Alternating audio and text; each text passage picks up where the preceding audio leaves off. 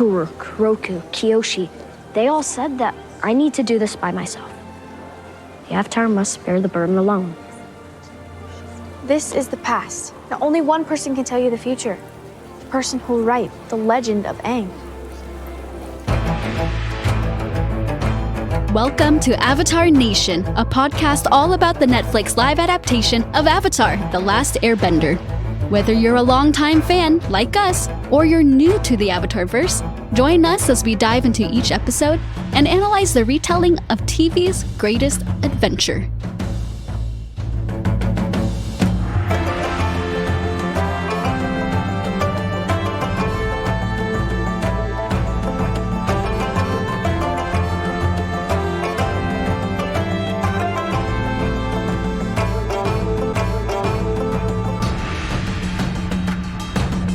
Hello, friends. Welcome. I'm your host, Pauline. And I'm Wes. And the day of Black Sun is upon us. It is. So at the time of this recording, we're just before the solar eclipse. If you know, Avatar fans, real life day of Black Sun. It will happen. Fire Nation, watch out. Are you excited for the solar eclipse? I am, yeah. I've been looking forward to it for months. So yeah, well, apparently some people think it's gonna be the end of the world and they're stocking up. Like, yeah, you better pay your taxes. Buy toilet paper. Oh, wait, you wouldn't pay your taxes. Don't pay your taxes if it's the end of the world, right?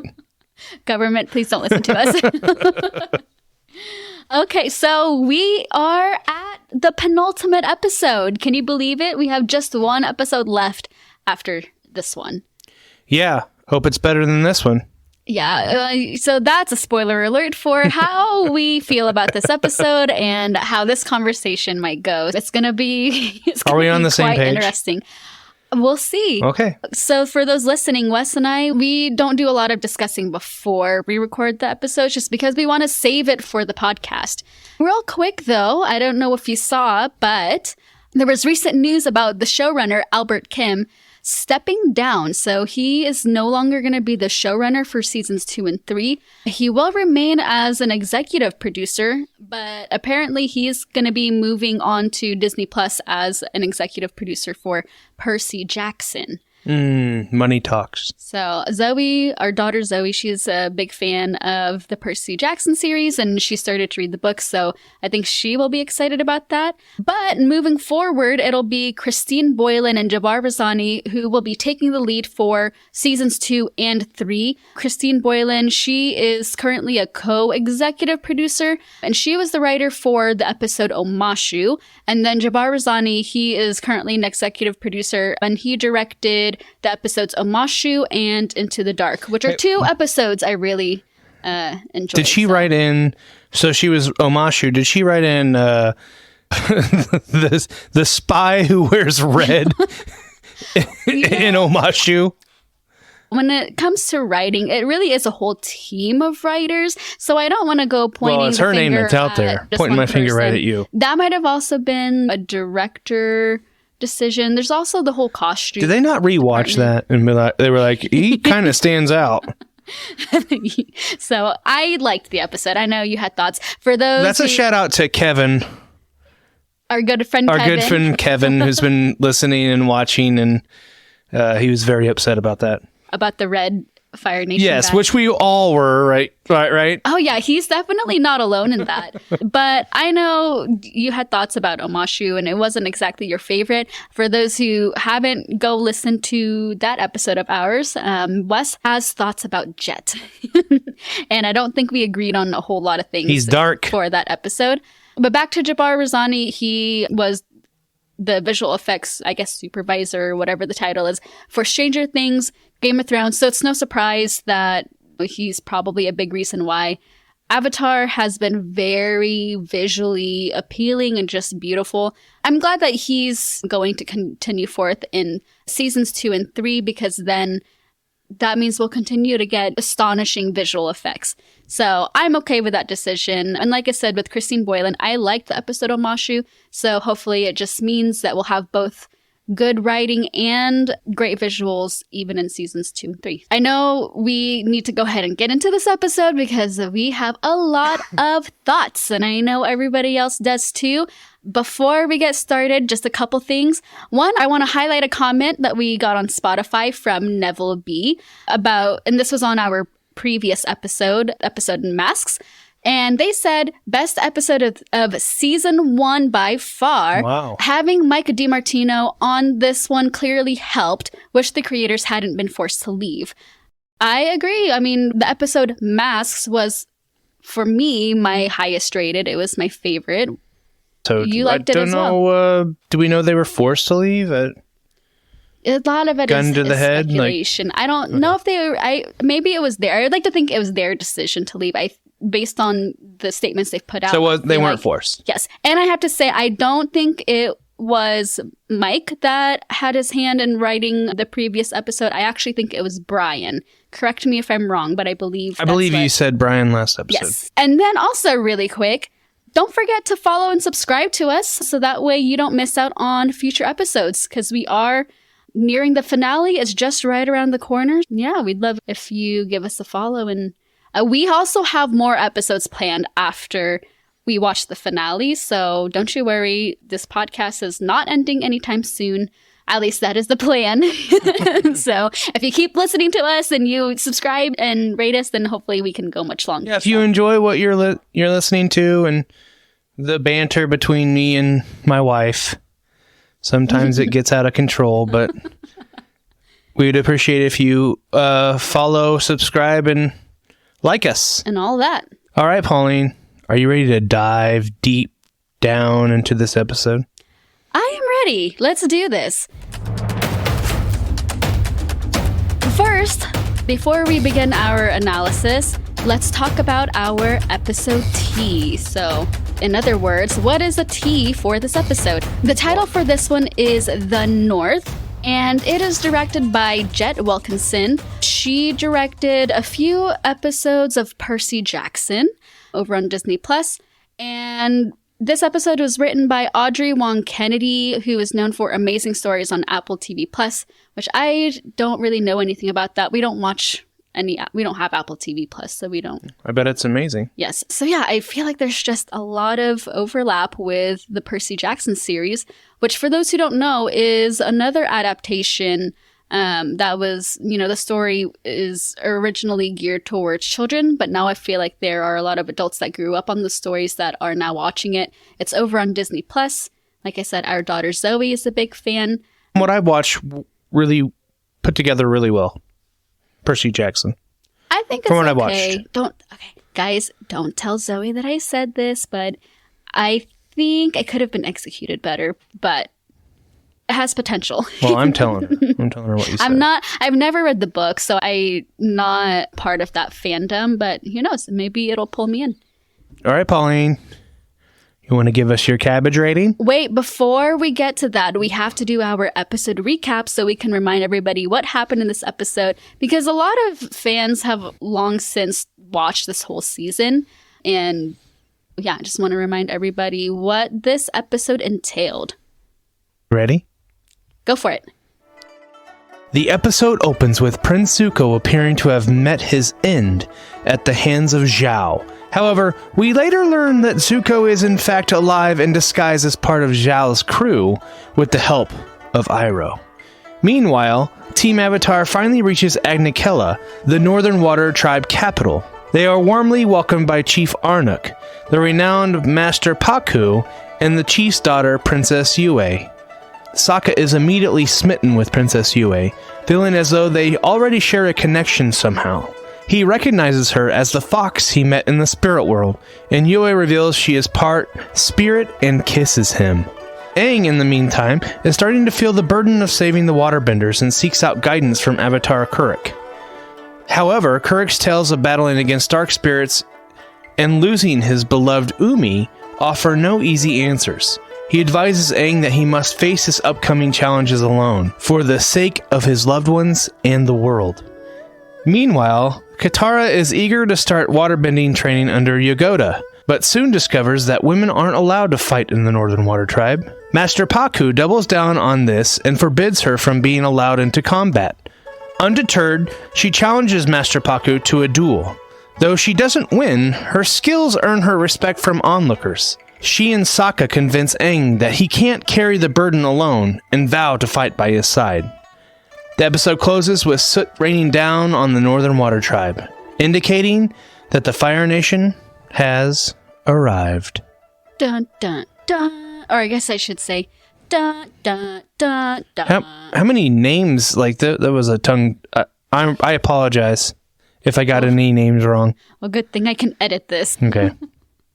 It's, My wife was judging me the whole time. But thank you for reading that. Okay, are you ready to give your cabbage rating? Let's do this. Okay, I want you to go first because I'm interested to hear what you've given this episode. So our last cabbage ratings were what? So for the last episode, I gave it a 9. Okay. You gave it an 8. So we rated it pretty high compared to some other episodes. You've had this, for the most part, you've had this trend of rating high and then low, high, low.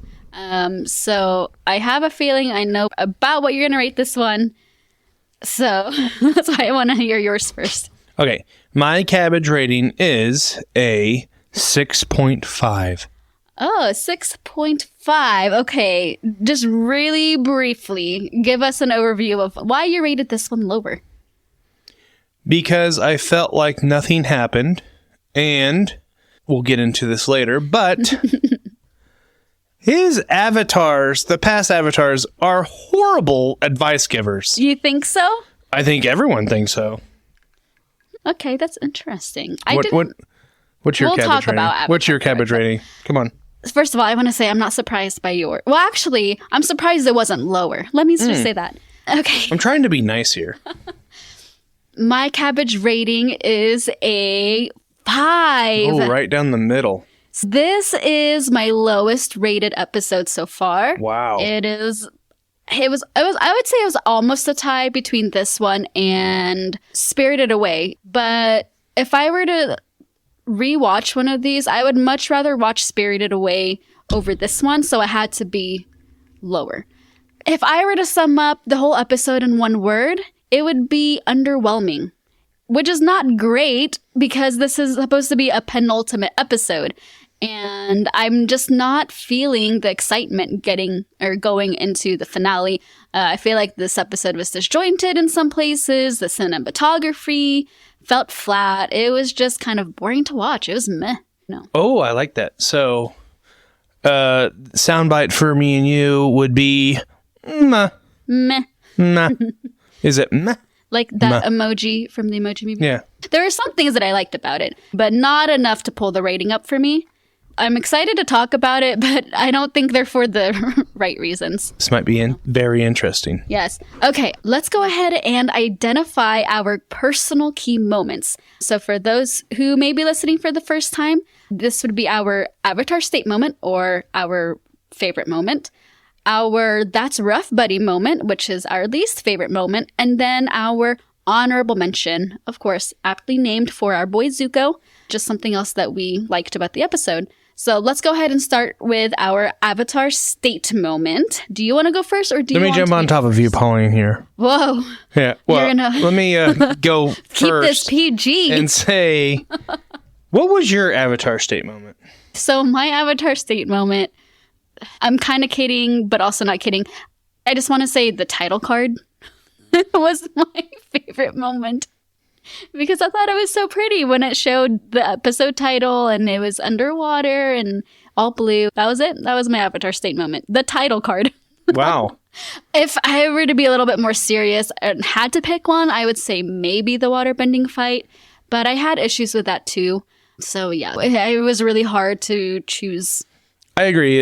It wasn't easy, but I'm going to go with the twist, which I didn't see coming, which was Zhao tricking Zuko to get into the boat and then blow it up. I didn't see it coming. I mean, yeah, I was wondering how they were going to do that. Or if they were going to. Or if they were going to do that. It's true, because there was no pirates. So I found that refreshing because I didn't see it coming. That's my Avatar State moment. That's a good one. That's a good one. I almost wanted to say that one, but then I feel like everything I've gushed about. Gushed. I said it. Did I say it better this time? You You did a little better. Yeah. Everything that I gushed about recently has been about Zuko and Iroh and all the Fire Nation scenes. So I feel like I had to try my best to not default to that. Fire Nation really pulled this episode together for me. All right. Saved it. Are you ready for our on. That's Rough Buddy moment? Do you want me to go first? Yeah, sure. Okay. For my That's Rough Buddy moment, it was Yue's wig.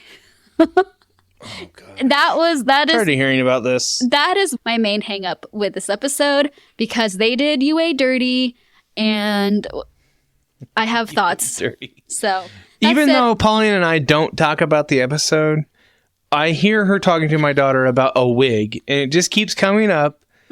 And now I know. I knew she was going to say something about the wig. I thought it was fine.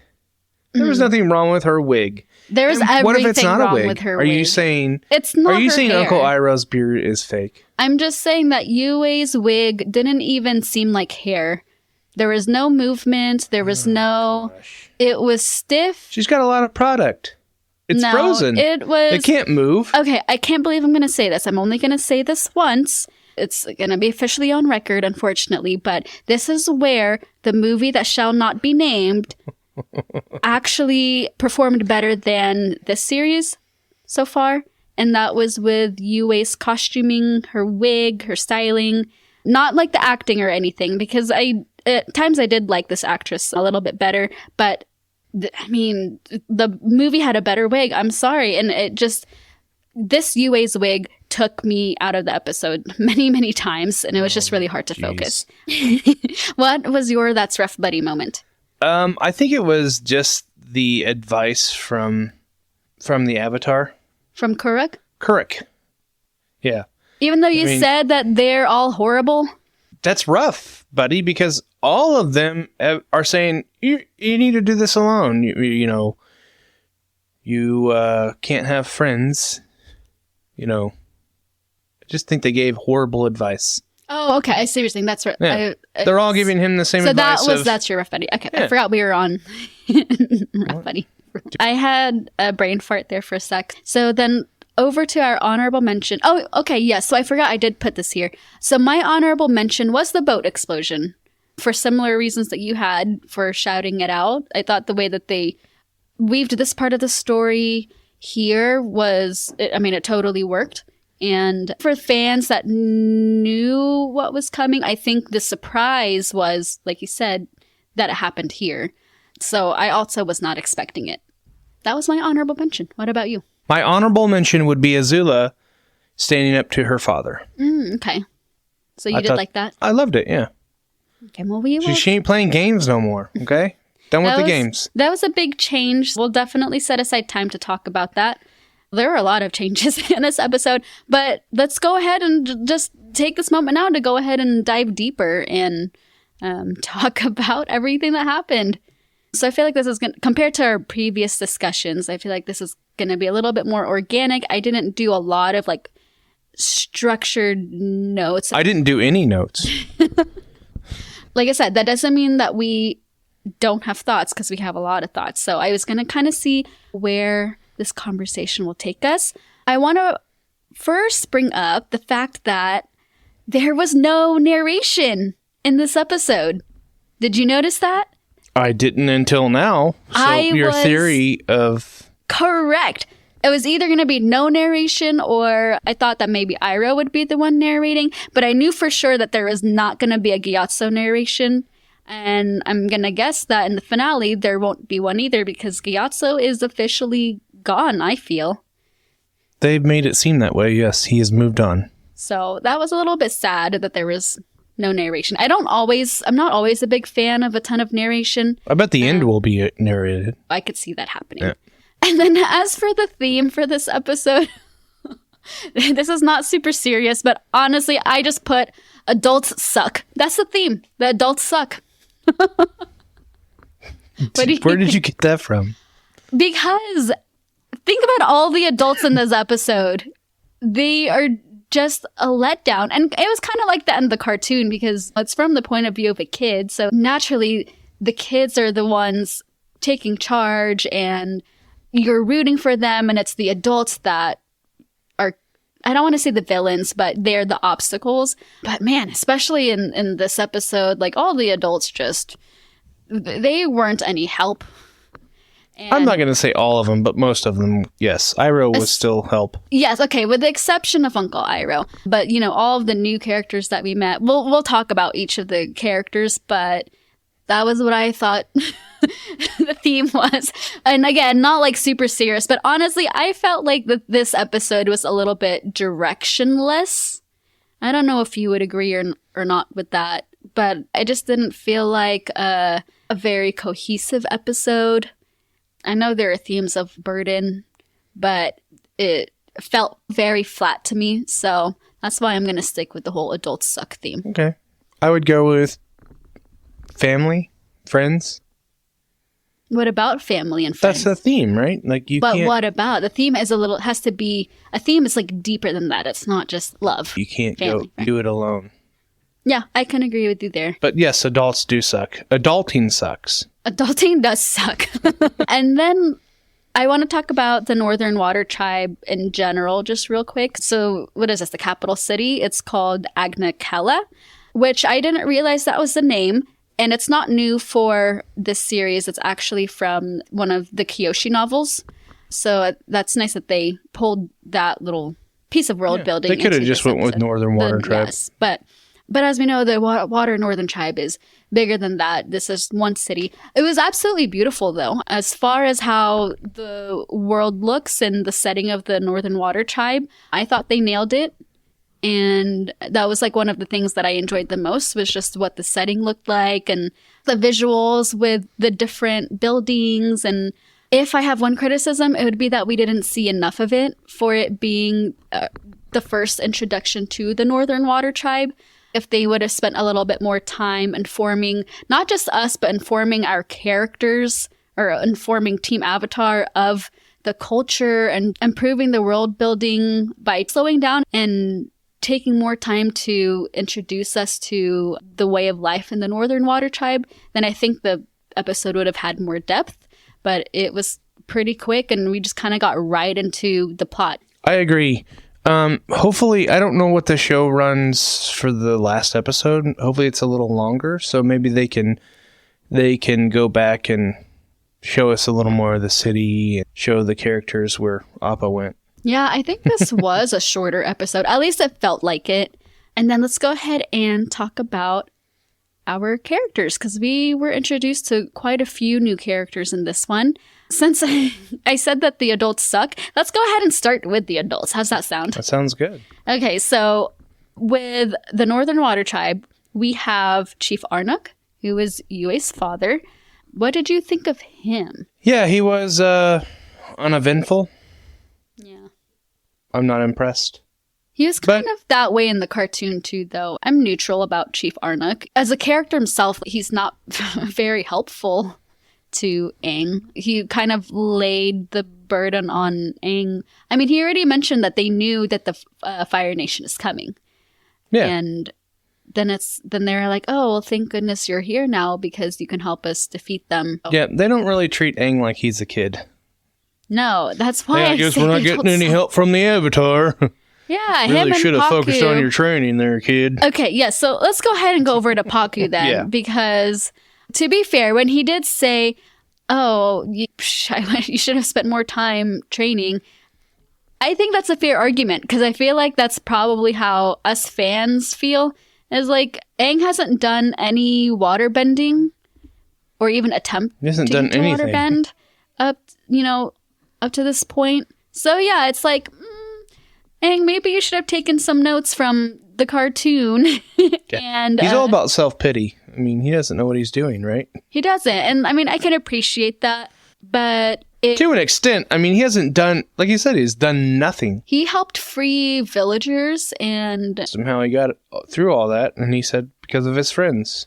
yeah, but I mean, he still played a big part. His friends were unavailable whenever they were in the spirit world. And then Aang saved his friends and the villagers that were missing. So. But I just feel like it would have made more sense if Aang would have tried to train with Katara, because obviously Katara's been training she's already honed in her skills a little bit. And it's like, Katara, why haven't you been trying to help Aang with his waterbending in whatever limited way that you can? But anyways, he hasn't done any waterbending. So then why didn't Pakku offer to train Aang instead of turning around, walking away and saying, oh, we can't count on the Avatar?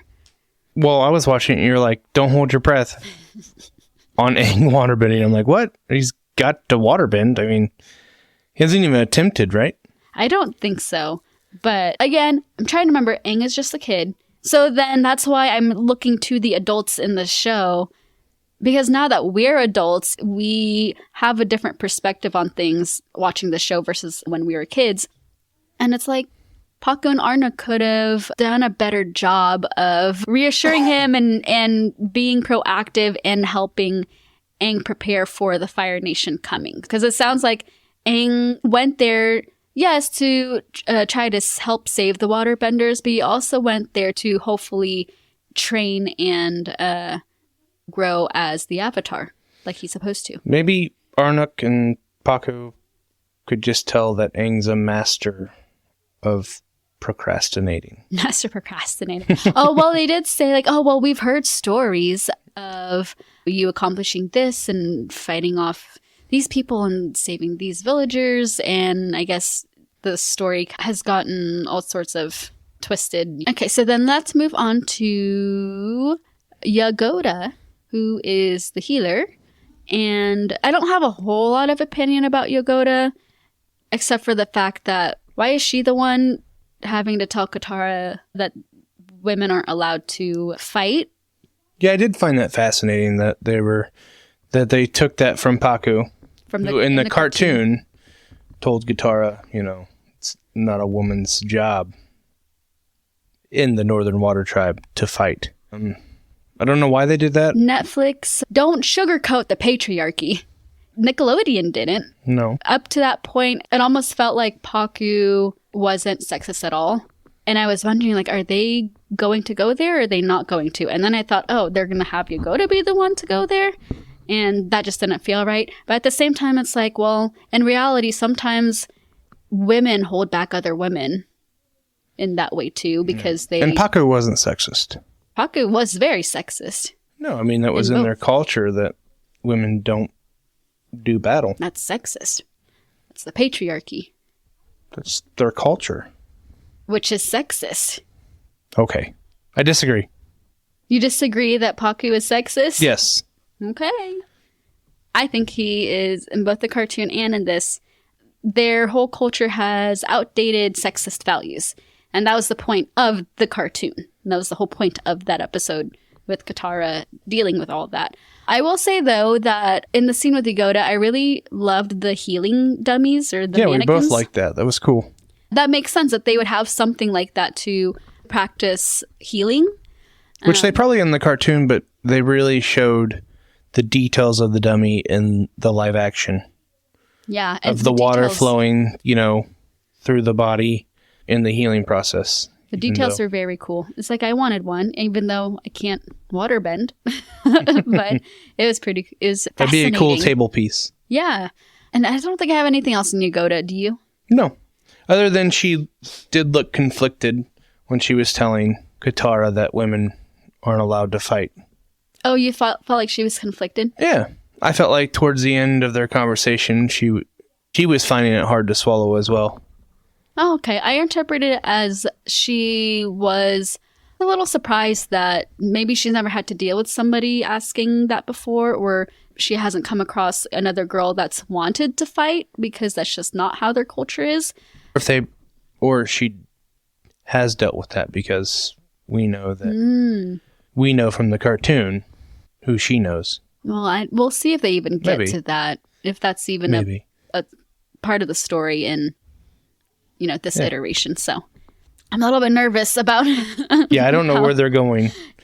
And I'm afraid it's going to be way too fast. Yeah. Okay, let's go ahead and move on over to Avatar Kuruk then. I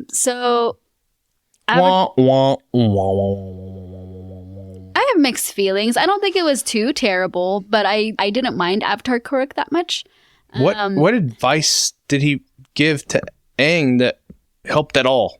I think it was helpful in his eyes by telling him, fight alone because you're at risk of losing your loved ones, number one.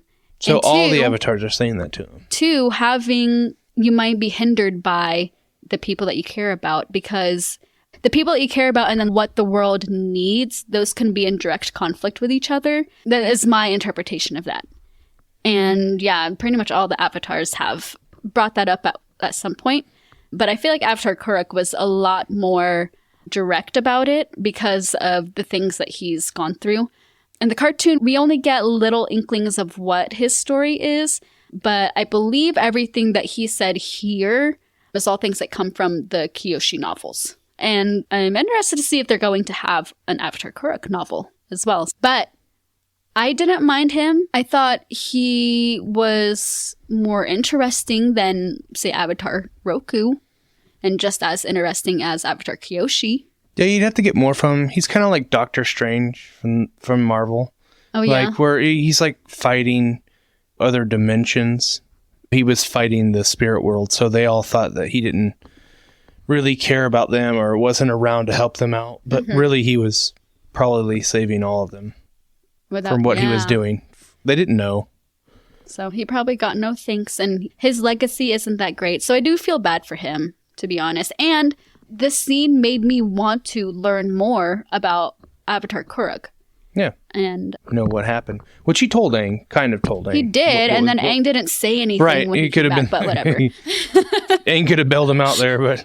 He could have, like, made a difference a little bit. I want to see this Avatar. Hey, Princess Yue, by the way. Yeah, you're right. He was a jerk.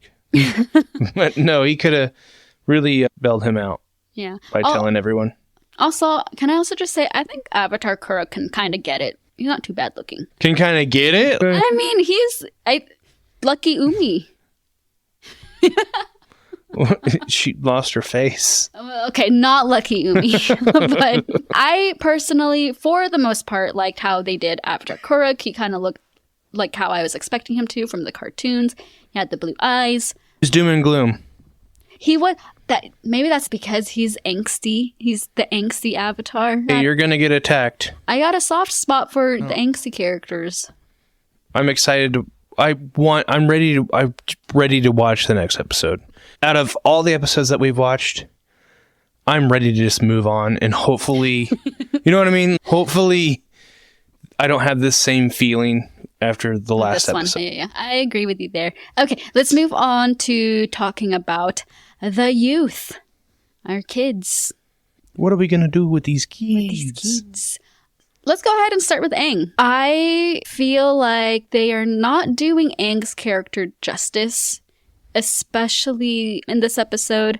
I really felt like his inner conflict has been brushed aside because we get little hints of it in all the episodes, but they don't really let us sit with it enough. You know what I mean? Yeah, I'm just tired of the, my friends. Well, that's the whole theme of not your Avatar. friends. You can't have friends. Yeah, okay. I will say it is getting a little bit tired. We get it.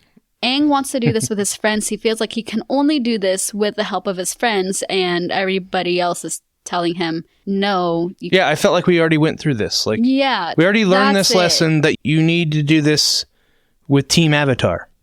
It's not just going to be you. We've already learned that he's not going to do it alone. They've already went through this. Now we're going back to you need to do this alone. I think I thought we already learned this lesson. So I think that's why this episode felt boring, because we've been there, done that. We had Boomy. We had Avatar Roku already imply it. He said friends are a liability. So at this point, it's like, yes, we get it. So let's go deeper with Aang's inner conflict and move on to a different aspect of that. I feel like it had potential when he did realize that he could lose Sokka and Katara. They could die trying to help him. So I feel like I just needed to move further in that direction.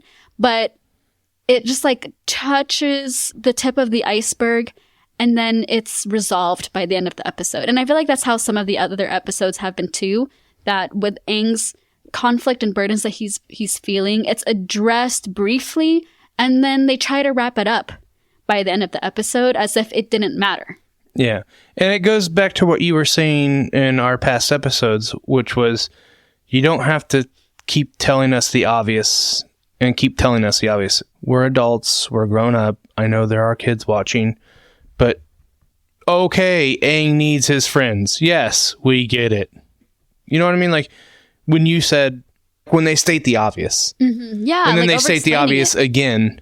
And you're like, okay. We get it.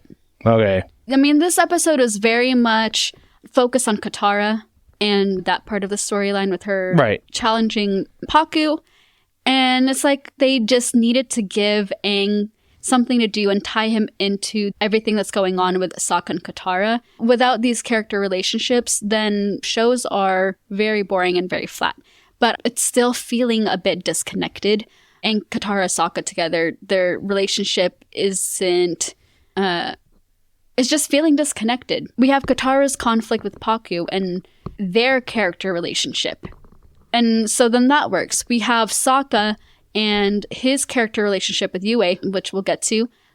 But at least that's what they're doing with Sokka here. So then we have Aang, who's kind of left hanging out over here. That's because he's told by the past avatars to leave your friends behind. The avatar has to do it. But then it's like, what are you doing with Aang in this episode? Give him something more than just, I need to talk to... No, he's got to learn yet avatar. Another lesson that he needs his friends. Yeah, they need to better tie him into... They need to tie him into his friends a little bit better. You're talking about these relationships, so then do better with telling the story of their friendship and its development. Because I feel like it's not happening at this point. I'm not caring as much as I should about their friendship, even though it's supposed to be a main focal point. Why should we care at this point? They haven't been giving us a good reason to invest in their friendship with each other. And Aang needs something else to do besides, need guidance from the avatar, go to the shrine. I don't know what I'm doing. Yes. That's on the writers. Okay, well, let's move away from Aang because obviously it was uneventful for him in this episode. Yue. Okay, so besides her wig. Let's get past the cosmetics of Yue and get to her character. So I was correct in guessing that... You guessed that? Yeah, remember, I was supposed to tell you and I forgot. We were discussing it on a podcast episode that I feel like the fox is tied to a character that we haven't met yet, but I couldn't say it because I didn't want to give spoilers. And I was supposed to tell you who I thought that was. I felt like it had to be the voice of Yue, and so it was. I just wasn't sure exactly how the fox was tied to her. I didn't think the fox was going to be her, but it turns out that she was literally the fox. And I thought that was a good twist. You like that? I liked that she was able to go into the spirit world in her dreams? Yeah, just for fun. I think it makes sense if she has been touched by spirits when she was a baby. Yeah, and she's the spirit guide for the village, and I liked it. And they show that she is a waterbender. Yeah, making ice cream. So I'm interested to see why they made that change. So for those who haven't seen the cartoon, Yue is not a waterbender at all in the original. Yeah, she's a normie that's been touched by the spirit of the moon. Yeah, this is something completely new, and I want to see if there's a good reason that they made her a waterbender. I hope it pays off in the next episode. Otherwise, it's like, okay, this is really random. By the way, that ice cream looked delicious. I know. I really wanted to try it, but I think they were licking off of the same spoon. Yeah. Which kind of, ick. I don't know. Like, they already got a thing, right? Okay, so about that. Ooh, what a good transition. So, Yue mentions that, well, first we learned that she is engaged to Han. It was an arranged... Was engaged. Right. It was an arranged engagement. And then when she turned 16, which would have been recent because I don't think she's much older than 16, or maybe she is 16, she broke it off. And Han says that he doesn't know why.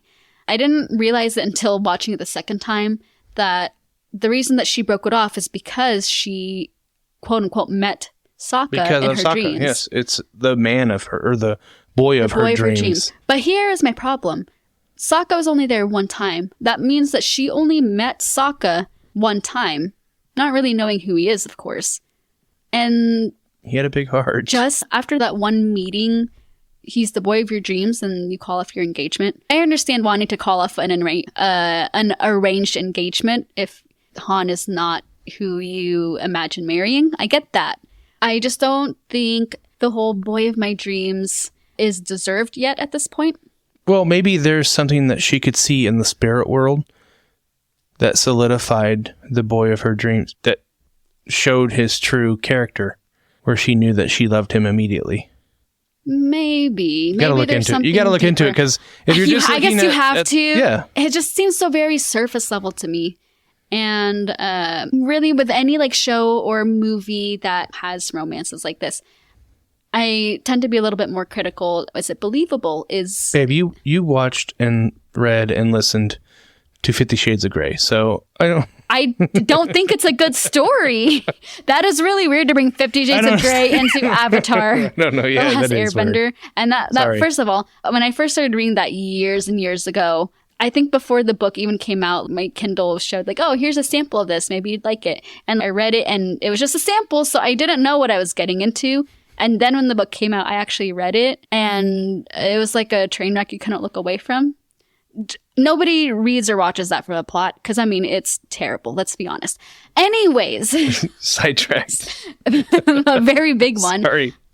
I just do not find Yue and Sokka's infatuation with each other believable yet at this point. I don't know what you mean by that. I mean, he thought she was beautiful. Then he thought he recognized her. She obviously knew who he was before he even got there. I guess it's just the whole, oh, you're the boy of my dreams. I don't get it. I don't get it. He was literally the boy of her dreams. I mean literally, it's yes, literal. but you're already going to kiss him? Like, you guys just met. It's romance, babe. I'm rolling my eyes. You were such a mom. Okay, to be fair, I thought it wasn't necessarily that believable in the cartoon either.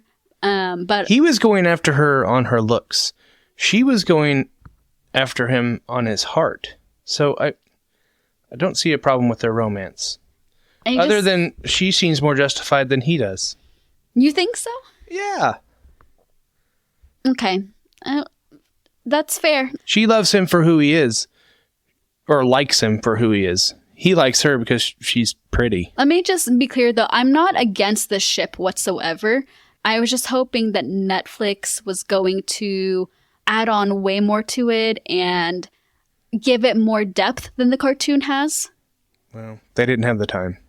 Clearly, and that's why oh my gosh, I wish they would have at least given this season 10 episodes. I think it really could have benefited from it, and this is one of the reasons why.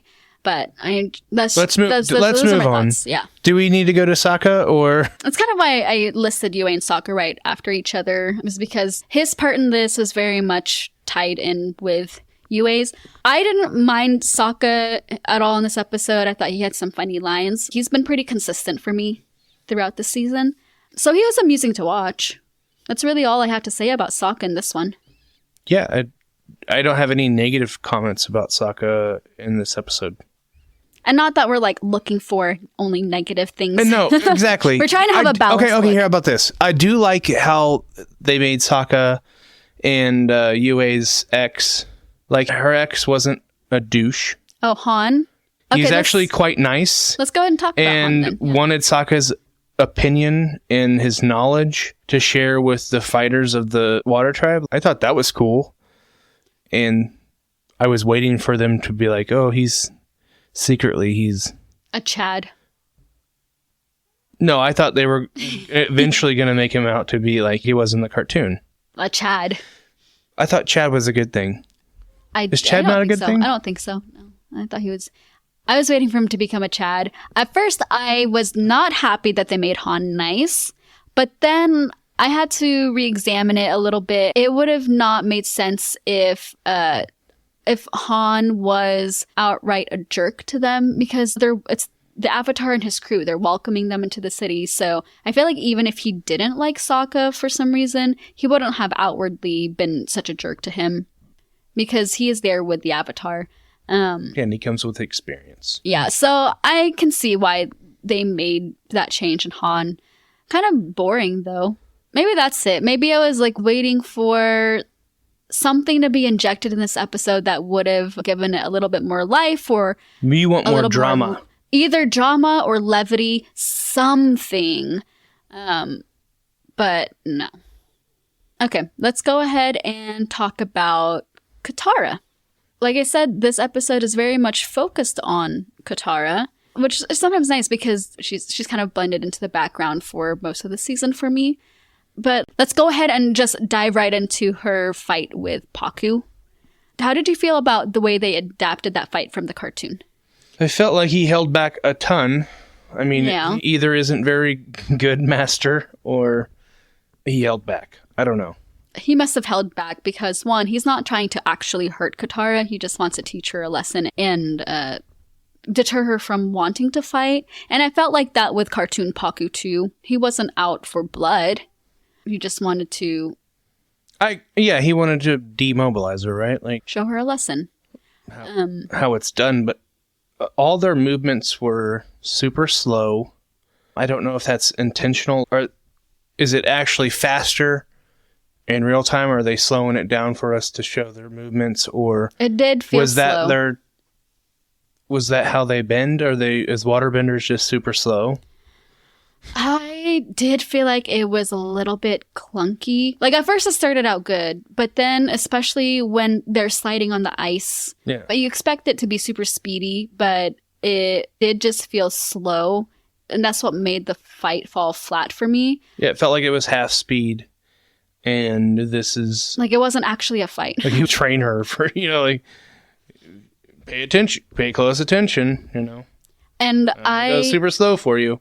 I will say that as far as like adapting what the fight looked like from the cartoon, I think it followed pretty closely. They had the ice discs. I really like the shot where they lifted it right from the cartoon where the ice disc flies right by his face and it goes slow motion and he sees his reflection. Yeah. So that was cool that they brought that into this scene. But some of the visuals and like just the effects were a little bit off to me. You could really tell that it was like green screen or blue screen or whatever it is they use, especially when Paku was sliding on the ice and he was up in the air and doing some of his moves. It looked super fake. And so that kind of pulled me out of the scene a little bit. Yeah, it felt like a choreographed dance versus a fight. And if it was in real life and there is a battle like that going on, they would have used so much more room. People wouldn't be standing that close because...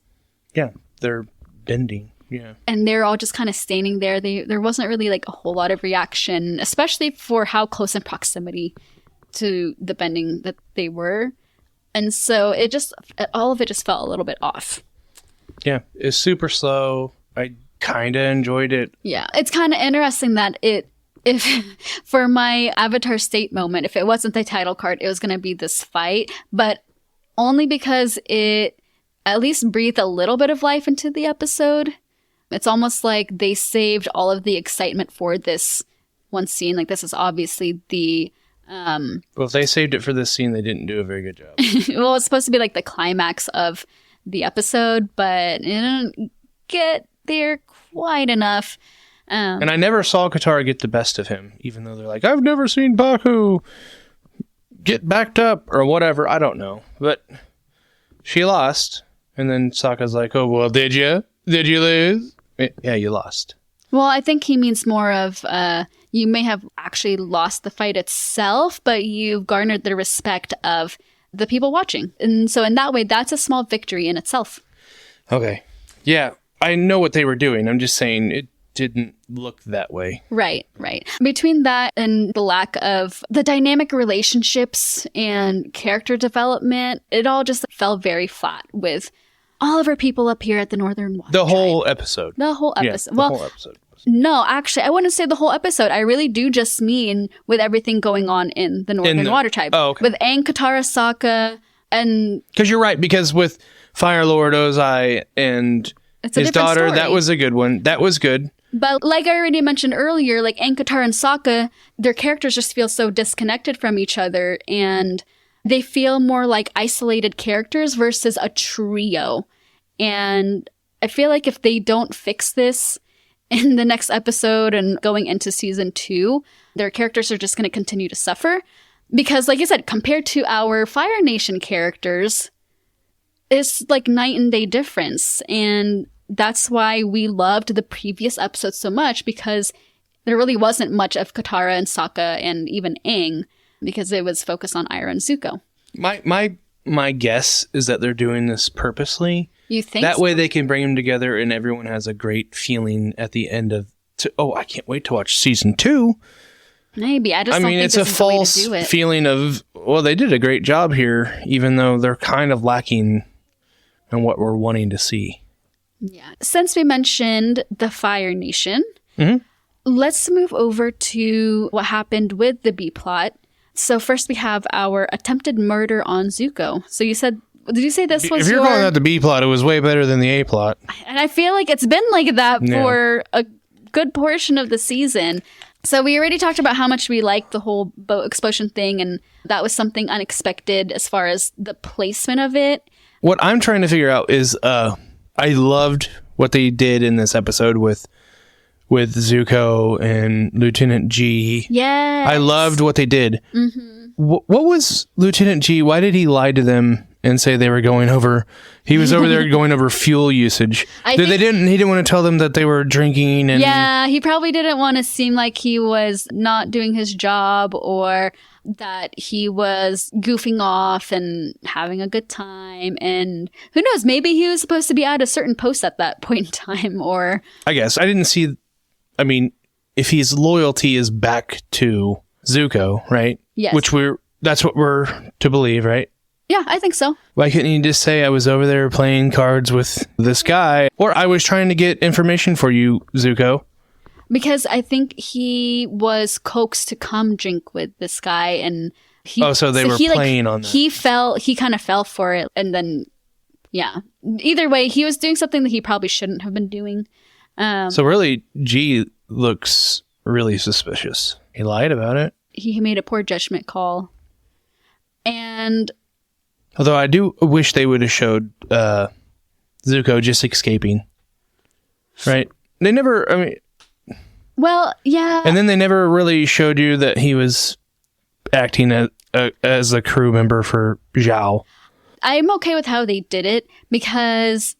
especially for those who haven't seen it, I think they really wanted you to think maybe he's hurt, or he is dying, or he really did get caught up in the But then he was just explosion. suddenly with Zhao's crew. But then that's to subvert expectations. I want to say it was like that in the cartoon too.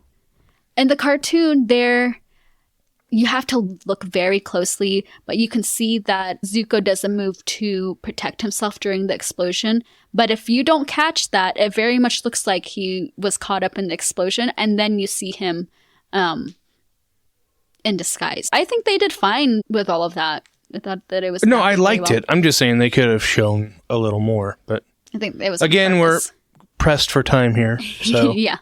Also, I kind of feel bad for Lieutenant G. Do you think he feels a little bit guilty? He just found out that Zuko saved him and his division, and then now it's like, oh, you kind of went and got Zuko killed. yeah, I think if I was Zuko or Uncle Iroh, I would kind of be leery of Lieutenant G right now. I mean, I don't think they have any reason to be suspicious of him. Why? Because he's shown his loyalty. Well, if they ever find out he was lying, that he wasn't actually over there going over fuel usage, it was it looks sketchy.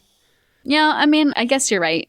Okay, and then we have a couple of scenes where Zhao and Iroh interact. That tension that's building up. I kind of liked how Zhao was very badly acting like he cared about finding out who killed Zuko. And that he... dang it. like, I will get to the bottom of this. Yeah, I really did like that. It was funny. Yeah, and Iroh is seeing right through this, correct? Obviously, yes. Okay. But I do like how when Iroh said, I know who did it, and the way he looked right at Zhao, and Zhao was like, oh, crap. But then... But don't you think Ira also believed what he said? Like, it's this Fire Lord Ozai wanting to get rid of someone that might That's be going possible. against him. Like a double meaning. Yeah. Because it would be something Fire Lord Ozai would do. Either that or, I mean, they had a hunch that Zhao is working with Azula. I think they kind of implied that they had... Yeah, there's someone smarter behind So either Zhao. Azula or Ozai.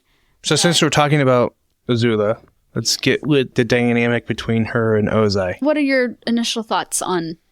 I think was wanting to make sure that she is what he thought she was, which is a cold-blooded killer. Okay. She's his assassin, and he wanted to make sure that she's down to party. You know what I mean? Now that they have hinted that she's a lightning bender, and she was willing to almost do it to her father, so she'll definitely do it to her brother. I'm trying to think of what his game plan is, and what you're saying, it makes sense. I had a feeling that he was trying to push Azula to this point, because Ozai seems like a very calculated dude. I'm just wondering, it just wasn't very clear, is he wanting Azula to go after Zuko? Because based on how they characterized him in the previous episode and all those flashbacks, he wants Zuko to rise to the occasion. So that's where I'm a little bit confused at, where they're going with Ozai and his plans and what he's using Azula for. I just thought he was going about it a weird way. How do you know that Azula is going to get to a point where she says no to his quote-unquote games? I don't know. Maybe he was just putting her through that just to see what maybe that wasn't what he thought was going to happen, but it was a pleasant surprise. Like he wants her to disobey him? That's what confused me, because one, I've never known Azula to be one to... Go against her father? Yeah, like out in the open. But again, as we keep saying, the cartoon is the cartoon, and we have to separate the two. So I get that. So yeah, there are different ways that they could go about it, and it makes me a little bit nervous, but I'm curious. I am glad that we got to see a little bit of her lightning bending. I knew there was no way she was going to actually aim at her dad, but I think she wanted to prove a point. Yeah, how come, I guess he didn't threaten her with Agni Kai, but... No. But when Zuko held back, he was very disappointed, but when she holds back, right, he was like, had this grin on his face. See, that's what I'm expecting from him, is that him holding Azula on a higher pedestal than Zuko. Yeah, I think he's just using Azula. Just a puppet. I wonder, do you think she's going to come into play? Well, no, there's no way that she would actually have any interaction with Aang, the gang, having anything to do with the A-plot in the finale. Right now? No, I don't think she has time unless they hope not. fast travel her to the Northern Water Tribe, which they could. They could, but I don't think they definitely could. I don't have any expectations for this next episode. Because they could do something completely crazy and it could... ruin the whole thing? It could ruin it, or you could be like, holy crap, that was really good, but... Okay. Oh, well, before we move on from Fire Nation... Pauline. Do you have any thoughts about Mei and Ty Lee in this episode? Or, well, I mean, they were necessary for her to go against her father's games. They had to be there to tell her, he's messing with you. Like, he's totally playing with you. He knows that you're the best, which we don't know if she's the best. Yeah, they're like her inner thoughts, but in Mei and Ty Lee. They needed to put Mei and Ty Lee to push her to basically stop her dad from, I suppose, yeah. I mean, doing what they're doing. Aside from that, I just feel like there's no point in having them there at this point in the story. I wish we had more of them. Yeah, it's like, if you're going to have Mei and Ty Lee, put them to use. They don't necessarily have to be a big part of the plot, but have them do something besides just stand there and watch and then that's all they've ever done. Feedback to. But I mean, are they her conscience? Yeah, I think we've talked about that before. You have Ty Lee who feeds her ego, but then you have Mei that also kind of brings her back down a little bit. That's why I was saying it's like her inner thoughts, but in physical form. But it's like, if you're going to have them there, at least do something that builds on their characters have Tylee be doing her acrobatics or May training in the background, something of like, if they're not there talking, let's see a little bit more of their characters through their actions. And I can say the same thing about the Northern Water Tribe when they were watching the fight between Paku and Katara. You have all these people just standing around, but it's like, give a little something to add to your character. Even if you're a quote-unquote background character, you're still somebody. Like, you're still somebody in the Northern Water Tribe. You have a story. Even though us as an audience, we don't know what that is, just give us a little bit something besides just standing there.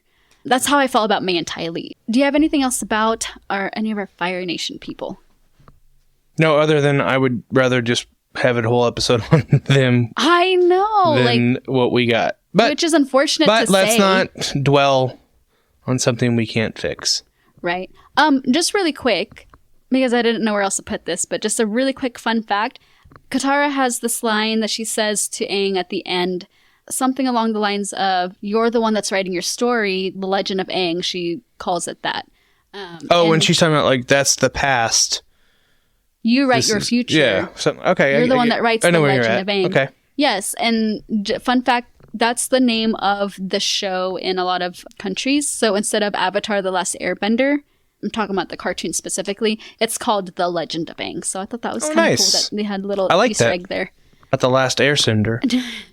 Okay, you got to explain the whole Airbender thing. Well, if you've watched, when you're watching The Last Airbender on Netflix Airbender. For the live action, that is an S, not a B. You're talking about the logo, right? Yes, The Last Airbender. Yes, Wes says this every single time we start an episode where they bring in the opening and they show Avatar: The Last Airbender, and he says that the B looks like an S. Yeah, how can you mess up a B? It looks like The Last Airbender. I don't know. It says Airbender to me. I like Legend of Aang. That's pretty cool. Yeah. Was there anything else about this episode? We've talked a lot about the things we had issues with. And I know it felt very much like bashing and it was like mostly negative. But to be fair, I feel like all the other episodes have been mostly positive for us with a few things here and there. And I'm not saying this was a bad episode. I'm saying it was boring and not good. We just got the same lesson over and over. So yes, I mean, like we've mentioned before, we're trying to look at this in a balanced way. So it was inevitable that we were going to come to an episode that we didn't like as much as the other ones. Everything has its good and bad aspects to it. This one just had more aspects that I mean, even the filler episode was better than this episode. But I digress. Yeah. So, and I don't know why I feel like there's something that like maybe we're missing, something else that we should have talked about, but I don't know if it's worth it. I don't even want to go back and rewatch it. That's the thing. Part of what I judge an episode on is how excited am I to go back and rewatch it. And this one is like, I don't want to rewatch it. I didn't even want to rewatch it for this podcast episode, to be honest. And I know you didn't. I feel like this podcast episode just feel a little bit different from our previous ones just because of our feelings with Very this. bored. So we're interested to see what everybody else thinks. I wouldn't be surprised if this is the episode that has the most complaints about it. I still think they did it purposely. You think? What do you mean? I mean, you could only go up from here. Why not make the last episode? You know what I mean? Like, but it's supposed to be the penultimate episode. Like, it's supposed to get you excited to watch the next one, and it has us excited to watch the next one, but for not good reasons. Yeah, like, we want let's to move on from this. Okay, so speaking of moving on, let's move on and talk about our favorite bending moments. Did you have a favorite bending moment? We did have a lot of bending. Yeah, the bending itself was good. Yeah. Although we talked about how the water bending was super slow and the visuals were visuals fine. were good. Yes. It was just how other parts of it were executed. It was a little bit eh. I liked Azula fighting the earthbender, and then obviously I liked the lightning like how it built up. Yeah. Yes, that was slow too, but that was purposely slowed down. Oh, you mean the lightning bending? Yeah. Yes, that was done deliberately, and it tells us that lightning bending is special and it has its own special technique. So I get that. Yeah. You mentioned the earthbender. That's something we didn't bring up, is that they just have earthbender prisoners that they use for training. How horrible is that? That's awful. Yeah, I was trying to figure out why the earthbender, other than with they're probably threatening him with death, but obviously if you hurt her, like, you're gonna die either way. Like, yeah, but then if you don't fight, maybe they. So yeah, you're doomed if you do, doomed if you don't. It's not really a win-win for him. No, not at all, and that's why I think it's cool. It's a lose-lose. But so, what was your favorite bending moment? Mine is a tie between Katara's ice discs, which I already mentioned, and also the lightning bending, because it's the first time we've seen lightning bending, and so it's like, oh, that's cool. Yeah, I think this is like the third or fourth time we've seen her do the ice disc. I mean, it's nothing new. I want to say the second time, but we saw the discs first with Boomy, with the earth discs. Okay, so what about favorite character for this episode? This is rough, buddy. My favorite character, Momo. We got to see Momo. He ate a bug. That was it. He didn't eat a bug? Yeah, I thought he ate a bug. He ate something, right? Then he like grabbed... soot. Oh, was that soot? At the end? You're talking about the end, right? What? I thought he came out and like grabbed a bug. No, he ate soot, and that's how Wow, I did not see that. I saw something different. Just like the cartoon. Those edibles really hit me. Which... No. Which... Okay, let me... Well, since you mentioned that, though, because I forgot to put this in my notes. So when he does that, and then they look up, and it's like, oh, the Fire Nation is here. And then Aang's like, okay. It's like, really, guys, this is how we're going to end it. It could have been a little bit more dramatic, but whatever. I don't know. I don't really have a favorite character. I guess if you... Lieutenant G? I like that he's out drinking with... I should have picked that one. So what I have down is that I also don't really have a favorite character. I'd put down maybe Sokka, just because, I mean, he's been consistently fine for me, and, you know, he has his funny lines and stuff. But yeah, maybe Lieutenant G deserves the recognition this time. He's out doing what I'd be doing. Just drink. That's it for our favorite characters, unfortunately. Do you have anything new on our Animal Watch? We got a little bit more of Appa and Momo, but aside from that... What is going on? I really thought that, okay, they've got to throw in some winter hybrid animals. They're missing so many opportunities. These are hybrid animals. Yes, hybrid animals. You can make any animal you want, and yet we're not getting anything. I thought we were going to see those... What were those, like, that were swimming... In the cartoon, like at the beginning of this episode, it was like some type of like otter hybrid.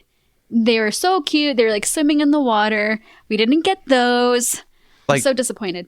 Penguin, gators. I don't know. You could do so much, and they're not doing anything with animals. Yeah, and I would still, even if it was just Appa and Momo, I'd love to see more of them.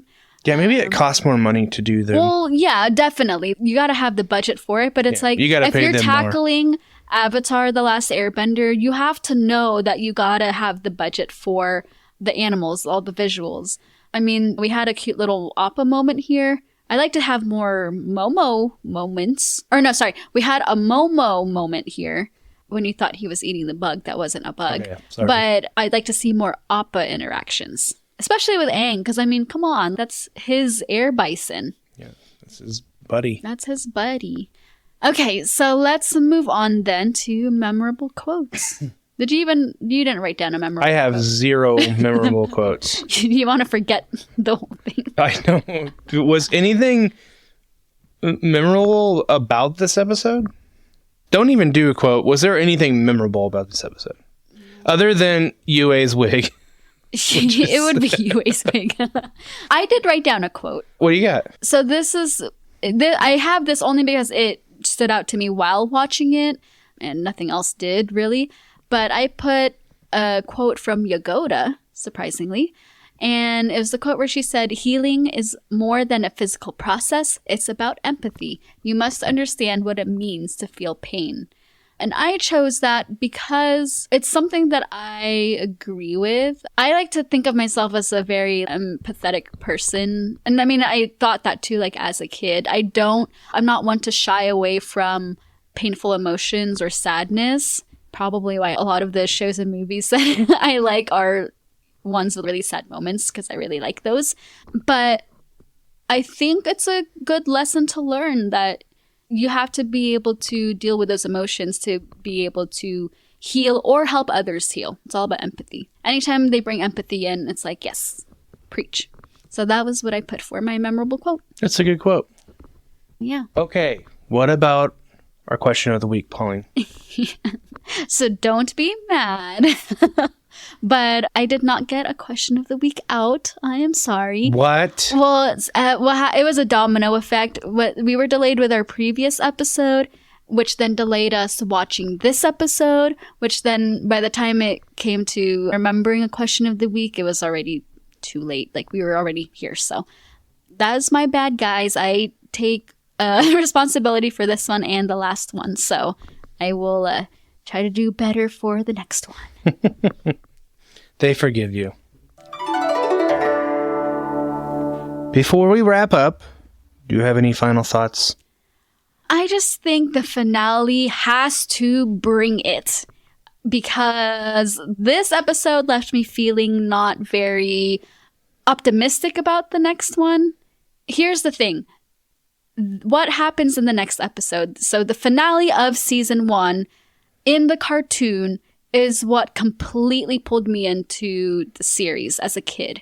It was that episode where I thought, oh my gosh, this is something really different and special, and I hope they continue making the show. It was the turning point for me. I really hope I feel that way about Netflix's finale, but I'm not optimistic about it. So I agree with what you said, but I'll say it again. I think that they did this purposely, that they made this episode so dull to the final episode. We're going to be happy. Yeah, or they saved the budget for the finale episode. Maybe we'll see a ton of animals. Yeah. Well, there's 2 animals I'm thinking of that has to be there. No spoilers. No spoilers. That's not even a hybrid, though. No, but those are my thoughts for this episode. I'm sure there's more that I wanted to say that I didn't get to, but it's like beating a dead... Wait, what's the saying? I don't know. I don't know where you're going with this. Beating a horse with a dead... No, beating a dead horse. Sorry, PETA. She wants to beat a dead What is it? What's the saying? Beating... It's like beating a dead horse. Okay, yeah. It's like beating a dead horse. I don't want to continue to pile on the negativity. Yeah, I am ready to move on. And I'm so grateful that people listen to this podcast. But I am so ready to be done with this one. On to the next. Yes.